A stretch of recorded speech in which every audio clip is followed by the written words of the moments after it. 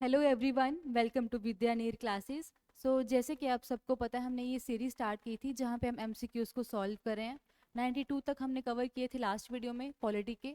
आज हम स्टार्ट कर रहे हैं नेक्स्ट क्वेश्चन से। आज का पहला क्वेश्चन क्या है? Which schedule of the constitution gives a list of states and union territories. तो यहाँ पे क्या पूछा हुआ है कि हमारी कॉन्स्टिट्यूशन में कौन सा ऐसा शेड्यूल है जो बात करता है स्टेट्स की और यूनियन टेरिटरीज की। शेड्यूल्स के बारे में हमने पहले भी पढ़ा था, वो निमोनिक पढ़ा था जिसकी हेल्प से आप याद कर सकते हो सारे शेड्यूल। तो यूनियन टेरिटरीज की और स्टेट की बात कहाँ पे होती है? फर्स्ट शेड्यूल में। ठीक है, शेड्यूल की क्वेश्चन इंपॉर्टेंट है। यहाँ तो क्वेश्चन ऐसे आता है, प्रोविजन दी होगी और पूछा होगा बताओ ये कौन से शेड्यूल में आती है ये प्रोविजन, या फिर शेड्यूल बताया होगा और ये पूछा होगा इस शेड्यूल में क्या आता है। ठीक है, तो ये स्टेट और यूनियन टेरिटरीज कहाँ पे आती हैं? First schedule of Indian constitution. तो राइट आंसर क्या होगा? Option C. अब बात है नेक्स्ट क्वेश्चन पे। The appellate jurisdiction of a state high court is. अब हमने पहले भी इसके बारे में पढ़ा हुआ है, इस टर्म के बारे में। कि एपिलेट जुरिस्डिक्शन क्या होती है? कि किसी भी कोर्ट की वो पावर है जिसके थ्रू वो अपने से नीचे कोर्ट की, ठीक है, जो उनसे लोअर कोर्ट ने जजमेंट दी है उसके अगेंस्ट अपील सुन सकते हैं। अब ये अपील क्रिमिनल केसेस में भी सुन सकते हैं और दूसरा सिविल केसेस में भी। ठीक है, सुप्रीम कोर्ट के पास भी ये पावर है और हाई कोर्ट के पास भी। तो राइट आंसर क्या होगा? Option C, both civil and criminal cases. अब नेक्स्ट क्वेश्चन पे आते हैं। Provisions for disqualification on ground of defection are listed in the schedule. अब यहाँ पे क्या पूछा हुआ है? डिफेक्शन लॉ की बात हो रही है, ठीक है, एंटी डिफेक्शन लॉ की। ये लॉ क्या होता है, क्या इसकी प्रोविजंस हैं, इसके बारे में हमने पहले डिस्कस किया है। यहाँ पे पूछा है कि ये कौन से शेड्यूल में आता है। तो कौन से शेड्यूल में आता है एंटी डिफेक्शन लॉ? शेड्यूल 10। इसके बारे में भी हमने पहले डिस्कस किया हुआ है। नेक्स्ट क्वेश्चन पे आते हैं। Which among the following functions under the principal of collective responsibility. अब यहाँ पे क्या पूछा है? नीचे दिए गए जो ऑप्शंस हैं इनमें से कौन सा ऐसा ऑफिस है जो काम करता है under principle of collective responsibility. तो आर्टिकल 75 भी किसकी बात करता है? कलेक्टिव रिस्पॉन्सिबिलिटी की। कलेक्टिव रिस्पॉन्सिबिलिटी क्या होती है? They work as a team. इनको हम और किस नाम से जानते हैं इस प्रिंसिपल को? स्विम और सिंक टुगेदर। ठीक है, अगर गवर्नमेंट के अगेंस्ट, यूनियन ऑफ मिनिस्टर्स के अगेंस्ट कोई नो कॉन्फिडेंस मोशन पास होता है, ये लोकसभा डिसॉल्व होती है, तो मिनिस्टर का भी ऑफिस एग्जिस्ट नहीं करेगा। एज ए टीम वो काम करते हैं। तो इनमें से कौन सा ऐसा ऑफिस है? Union council of ministers. और सेम अगर हम स्टेट लेजिस्लेटिव की बात करें तो वहाँ पे भी सेम ये प्रिंसिपल अप्लाई होगा। ठीक है, नेक्स्ट आते हैं नेक्स्ट क्वेश्चन पे। The normal life of the house of people is 5 years but it may be dissolve earlier bye. अभी हाउस ऑफ पीपल कौन सा हाउस है? लोकसभा। ठीक है, पहले हमने बात की थी कि जो लोकसभा का नॉर्मल टेन्योर है, जिस टाइम पीरियड के लिए वो काम करती है, वो कितना है? 5 years। वहाँ पे हमने एक क्वेश्चन सॉल्व किया था कि अगर इस 5 साल से ज़्यादा उस टेन्योर को बढ़ाना पड़े तो वो पॉसिबल है, वो पॉसिबल था। 1 साल के लिए बढ़ा सकते हैं जब नेशनल इमरजेंसी लग जाए। अब यहाँ पे पूछा है कि नॉर्मल टाइम 5 साल है, ठीक है, बट क्या उससे पहले डिजॉल्व कर सकते हैं? अगर कर सकते हैं तो कौन करता है? 5 साल से पहले भी 5 साल से पहले भी लोकसभा डिसॉल्व हो सकती है और ये पावर किसके पास होती है? प्रेसिडेंट के पास। तो कौन डिसॉल्व कर सकता है उसको? प्रेसिडेंट। राइट आंसर क्या होगा? ऑप्शन सी। नेक्स्ट क्वेश्चन पे आते हैं। The attorney general of India, sorry, for India hold the office during the pleasure of. ये भी हमने पहले इस तरह का एक क्वेश्चन किया हुआ है। दो हमने ऐसे ऑफिस पढ़े थे जो अपना टेन्योर या अपना ऑफिस इंजॉय करते हैं during the pleasure of president. ठीक है, कौन कौन से हैं? कौन कौन से ऑफिस थे वो? अटॉर्नी जनरल ऑफ इंडिया और दूसरा था गवर्नर। ठीक है, तो अपना जो टेन्योर है ये होल्ड करते हैं during the pleasure of president. तो राइट आंसर क्या होगा? D, president of India. Next question पे आते हैं। Hindi was declared as the official language of India under the article. तो हिंदी को डिक्लेयर किया गया था as official language under article 343। तो राइट आंसर क्या होगा? Option C. ठीक है, आर्टिकल 343। नेक्स्ट क्वेश्चन पे आते हैं। Which of the following is not a feature of Indian constitution. इनके बारे में भी हम काफ़ी दिन से बात कर रहे हैं, 2-3 वीडियोस में हमने बात कर लिया इसके बारे में। जो इंडियन कॉन्स्टिट्यूशन है, नीचे दिए गए ऑप्शन में से कौन सा फीचर उस कॉन्स्टिट्यूशन का या इंडियन कॉन्स्टिट्यूशन का नहीं है? पहला है फेडरल गवर्नमेंट, इंडिया में फेडरल टाइप ऑफ गवर्नमेंट है, तो ये ऑप्शन नहीं होगा। उसके बाद पार्लियामेंट्री फॉर्म ऑफ गवर्नमेंट है, यहाँ पे पूछा है कि कौन सा नहीं है। नेक्स्ट है प्रेसिडेंशियल गवर्नमेंट। अब प्रेसिडेंशियल गवर्नमेंट क्या होती है, जहाँ पे प्रेसिडेंट हेड होते हैं और जो मिनिस्टर्स हैं वो किसको रिस्पॉन्सिबल होते हैं, प्रेसिडेंट को। इंडिया में ये टाइप नहीं मिलती, ठीक है, ये हमारा फीचर नहीं है। तो राइट आंसर क्या होगा, सी, क्योंकि उन्होंने वो पूछा है जो नहीं है। इंडिपेंडेंस ऑफ जुडिशरी ये भी हमारा फीचर है, ठीक है। नेक्स्ट क्वेश्चन पे आते हैं।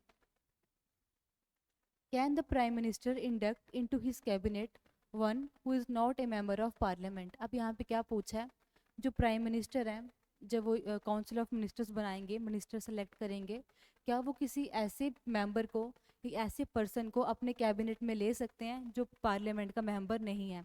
द आंसर इज़ यस, ठीक है, करेक्ट ऑप्शन क्या होगा, यस। अब यहाँ पे कंडीशन क्या होती है, जो पर्सन पार्लियामेंट का मेंबर नहीं है उसको भी प्राइम मिनिस्टर अपनी यूनियन में, अपनी कैबिनेट में ले सकते हैं, बट विद इन 6 मंथ्स उसको मेंबर बनना पड़ेगा, या लोकसभा का या फिर राज्यसभा का। अगर 6 महीने के बाद भी वो इन दोनों का मेंबर नहीं बन पाता, उसको उसके ऑफिस से निकाल दिया जाता है, ठीक है, उसके बाद वो मिनिस्टर नहीं रहेगा। नेक्स्ट आते हैं नेक्स्ट क्वेश्चन पे। The constitution of India does not mention the post of. अब इनमें से कौन सा ऐसा ऑफिस है जिसके बारे में कॉन्स्टिट्यूशन ऑफ इंडिया बात नहीं करता। एक एक करके ऑप्शन को देखते हैं। The deputy chairman of Rajya Sabha, तो आर्टिकल 89 बात करता है इस पोस्ट की। दूसरी आते हैं द डिप्टी प्राइम मिनिस्टर, तो डिप्टी प्राइम मिनिस्टर का ऑफिस कॉन्स्टिट्यूशन में मेंशन नहीं है, हालांकि ये पोस्ट एग्जिस्ट करती है। जो लास्ट डिप्टी प्राइम मिनिस्टर थे 2004 तक रहे हैं, ठीक है, KL अडवाणी लास्ट और 7th डिप्टी प्राइम मिनिस्टर थे। उसके बाद से अब तक ये पोस्ट वेकेंट है, पोस्ट एग्जिस्ट करती है, बट उसका मेंशन हमारी कॉन्स्टिट्यूशन में नहीं किया है।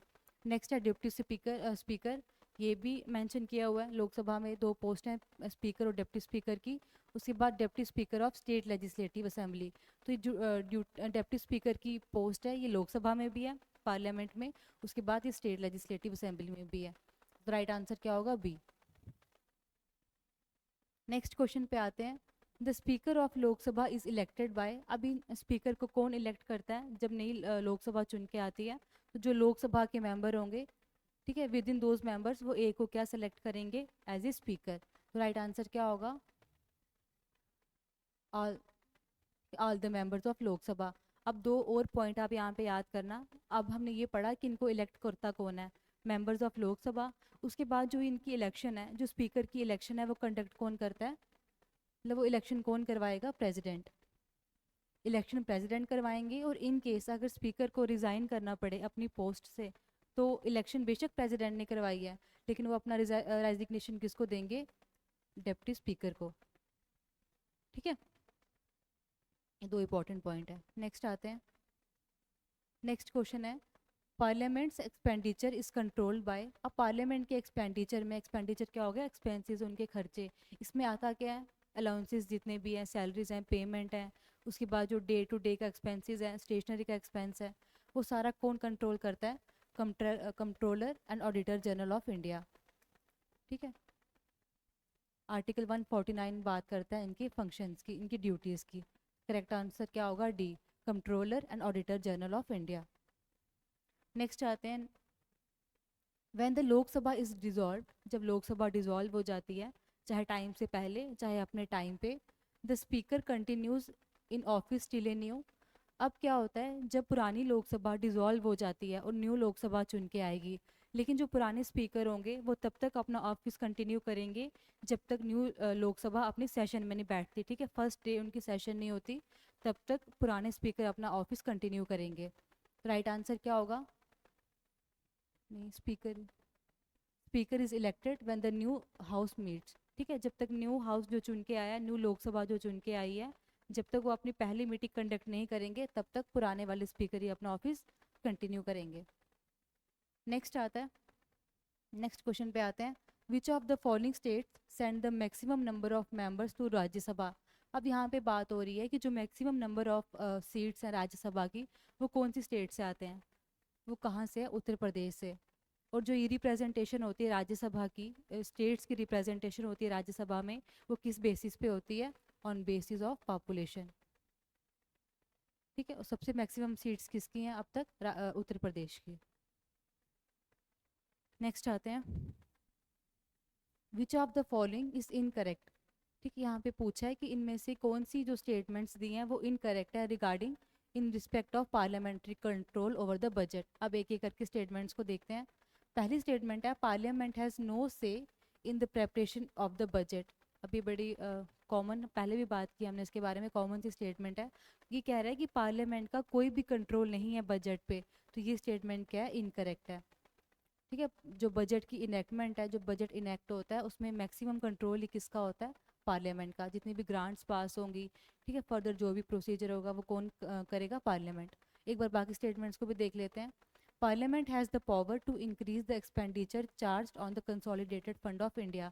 सो कंसोलिडेटेड फंड ऑफ इंडिया पे जितने भी एक्सपेंसेस चार्ज होते हैं, पार्लियामेंट के पास ये पावर है कि वो उसको बढ़ा सकती है, तो ये करेक्ट ऑप्शन है।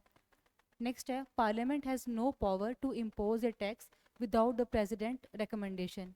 तो ये स्टेटमेंट भी करेक्ट है।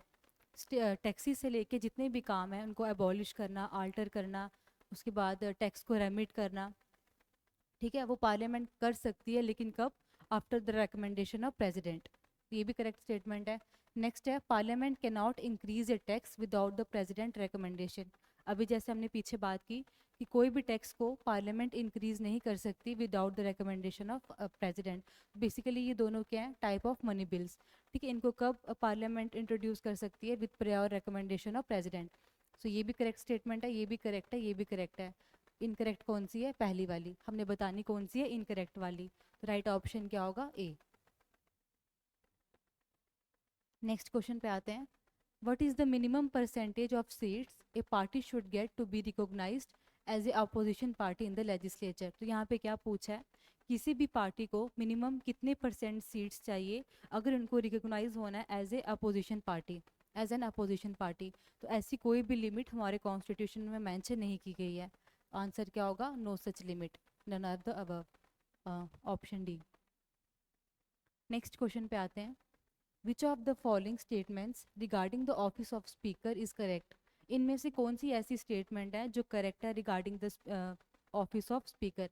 एक एक करके देखते हैं। पहली क्या स्टेटमेंट है, he hold the office during the pleasure of president. अब इस बात को भी हमने कम से कम 3-4 बार मेंशन कर लिया है। और ऑडिटर जनरल ऑफ इंडिया और उसके बाद गवर्नर, ये दो ऐसे ऑफिस हैं जो, ये दो ऐसे वहाँ पोस्ट हैं जो अपना ऑफिस, अपना टेन्योर एंजॉय करते हैं during the pleasure of president. Speaker उनमें नहीं आते, तो ये स्टेटमेंट गलत हो गई। नेक्स्ट है, he need not to be a member of house at the time of his election but has to become a member of the house within 6 months. तो ये जो प्रोविजन था, अभी हमने इसको डिस्कस किया, ये किसके लिए था, मिनिस्टर्स के लिए, ना कि स्पीकर के लिए। स्पीकर के लिए मस्ट है कि वो मेंबर होना चाहिए लोकसभा का, ये स्टेटमेंट भी गलत है। नेक्स्ट है, ही loses his office if the house is dissolved before the expiry of its term. ये क्वेश्चन भी हमने पहले किया कि जब लोकसभा ख़त्म हो जाएगी तो उनका ऑफिस भी डिसॉल्व होता है, ऐसा नहीं होता। जब तक नई लोकसभा चुन के नहीं आती उनका ऑफिस कंटिन्यू रहेगा, तो ये स्टेटमेंट गलत है। ठीक है, उनका ऑफिस नहीं जाता। नेक्स्ट है, if he intend to resign, अगर उनकी रिज़ाइन करने की इच्छा होती है, the letter of his resignation is to be addressed to the deputy speaker. ये भी हमने पढ़ा भी कि जब उनको रिज़ाइन करना पड़ता है, ऑल दो इलेक्शन उनके प्रेसिडेंट करवाएंगे, लेकिन अगर उनको रिज़ाइन करना है तो वो किसको देंगे रेजिग्नेशन लेटर, डेप्यूटी स्पीकर को। ऑप्शन करेक्ट पूछा है ना, हाँ, option D is the right answer. Next आते हैं, while a proclamation of emergency, जब एमरजेंसी चल रही है, ऑपरेशन इन द कंट्री, ठीक है, जब एमरजेंसी चल रही है कंट्री में, द स्टेट गवर्नमेंट, तो जब हमने पहले भी पढ़ा था कि जब नेशनल इमरजेंसी लगती है, यहाँ पे नेशनल इमरजेंसी की बात हो रही है पर्टिकुलरली, जब नेशनल इमरजेंसी लगती है तो पावर्स कहाँ कंसंट्रेट हो जाती हैं, यूनियन पार्लियामेंट, ये सेंटर के पास। ठीक है, तो उस टाइम जो स्टेट्स हैं वो लेजिस्लेट नहीं कर सकते, वो लॉज नहीं बनाते हैं, ऑल्दो वो डिज़ोल्व नहीं होती स्टेट असेंबलीज, लेकिन उस टाइम वो लॉ नहीं बना सकते। तो this was last question of today. आज के लिए बस इतना। आज जितने भी क्वेश्चन हमने पॉलिटी की किए हैं, पीडीएफ आपको टेलीग्राम चैनल पे मिल जाएगी। कल हम स्टार्ट करेंगे हिस्ट्री से या फिर ज्योग्राफी से। सो स्टे अपडेटेड, पीडीएफ आपको टेलीग्राम पे मिल जाएगी। फर्दर जितनी भी क्वेरीज़ हैं वो आप टेलीग्राम पे जाके पूछ सकते हो और अपनी क्वेरीज़ को क्लियर कर सकते हो।